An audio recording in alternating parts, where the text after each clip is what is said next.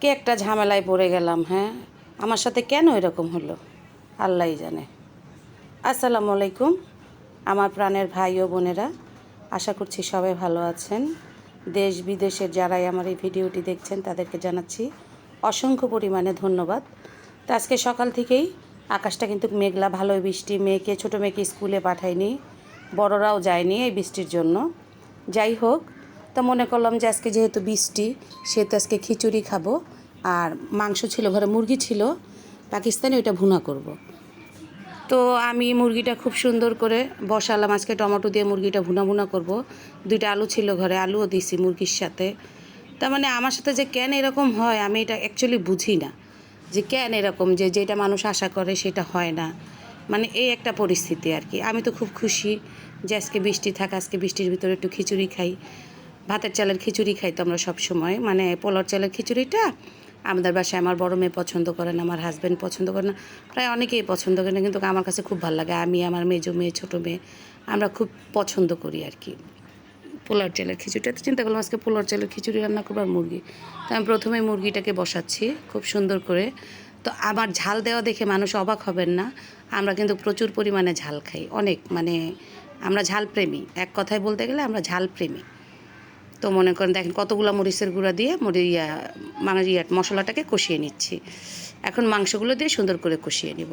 তো যেটা বলতেছিলাম, তো বৃষ্টির ভিতরে, তো এখন যেই ধরেন আমার রান্না বাড়া শেষ, যেই খিচুড়ি রান্না করতেছি সেই দেখি রোদ উঠে গেছে। মানে এত খারাপ লাগছে। এত আশা করে যে করলাম যে আজকে খিচুড়ি খাবো, যাই হোক রান্না করে যখন ফেলছি তখন তো রান্না করে খেতেই হবে আর কি। সকালে অনেক বৃষ্টি ছিল কিন্তু পরে আর বৃষ্টি ছিল না। তা সবাই কম বেশি মুরগির মাংস রান্না করতে পারে, সবাই পারে, এটা তো দেখানোর কিছু নাই। আমি রান্না করলাম সেটাই দেখালাম। যদি কারো ভালো লাগে অবশ্যই আমার মতো করে রান্না করবেন। আমি 100-এ 200 গ্যারান্টি দিতে পারবো, আমার মতো করে রান্না করলে একেবারে মুখে স্বাদ লেগে থাকবে, এত ভালো লাগে আর কি খেতে, প্রচুর পরিমাণে দারুণ লাগে।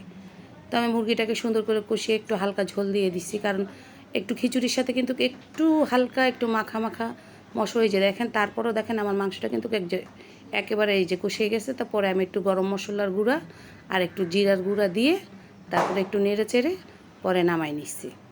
আর ওদিক দিয়ে আমি তো চালটা আধা ঘন্টা আগেই ভিজিয়ে রাখছি। একটা কথা বলে দিই, পোলার চাল যত বেশি ভিজিয়ে রাখবেন তত সুন্দর কিন্তু পোলাও হবে, তত চিকন ভাত হবে আর কি খিচুড়িটা। আর আমি খিচুড়িটা আজকে রান্না করেছিলাম যে একটু মানে একেবারে ঝরঝরা খেতে চায় না, একটু হালকা আঠালো আঠালো, ঝরঝরে বাট একটু হালকা আঠালো টাইপের। এই জন্য আমি ডালও বেশি দিয়েছি, বেশি পরিমাণে দিয়েছিলাম। মুগ ডালটা বেশি পরিমাণে দিয়েছিলাম, মুসুরির ডালও দিয়েছি, বাট মুগ ডালটা একটু বেশি পরিমাণে দিয়েছিলাম। তো আমি সব মশলা দিয়ে এখানে আদা রসুন গরম মশলা টশলা দিয়ে আমি সুন্দর করে মশলাটা কষিয়ে নিয়ে এখন এই যে চাল আর ডালটা দিয়ে খুব সুন্দর করে আমি ভেজে নিব। কাঁচামরিচও দিয়ে দিছি। তো কারা কারা খিচুড়ি খেতে পছন্দ করেন আমাকে অবশ্যই জানাবেন। পোলাওর চালের খিচুড়ি কারা কারা বেশি ভালো লাগে? অনেকে ভাতের চালের খিচুড়ি খুব পছন্দ করে, আবার অনেকে পোলার চালের খিচুড়ি পছন্দ করে। আমি কিন্তু পোলার চালের খিচুড়িটা অনেক পরিমাণে পছন্দ করি। আর খিচুড়িটা অনেক মজা হয়েছিল। আমার হাজব্যান্ড, আমার বড় মেয়ে খায় না পোলার চালের খিচুড়ি, মানে খেতে চায় না, বাট তারাও অনেক মজা করেই খেয়েছে। আর এই ভিডিওটা কিন্তু আমার আজকের নয়, ভিডিওটা হচ্ছে আমার কালকেই দেওয়ার কথা ছিল, বাট আমার ঘুমের কারণে আমি ভয়েস দিতে পারি নাই, এত পরিমাণ ঘুম আসছে।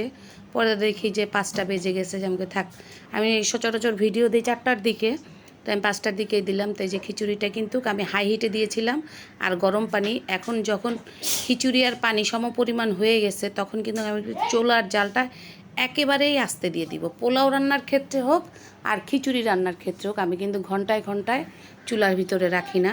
একটা টেকনিক আছে, একটা পদ্ধতি, সেই পদ্ধতিটা গ্রহণ করলে পোলাও চালটা খুব ভালো হয়। তা সবাই এই পর্যন্তই আজকের মতো, সবাই ভালো থাকবেন।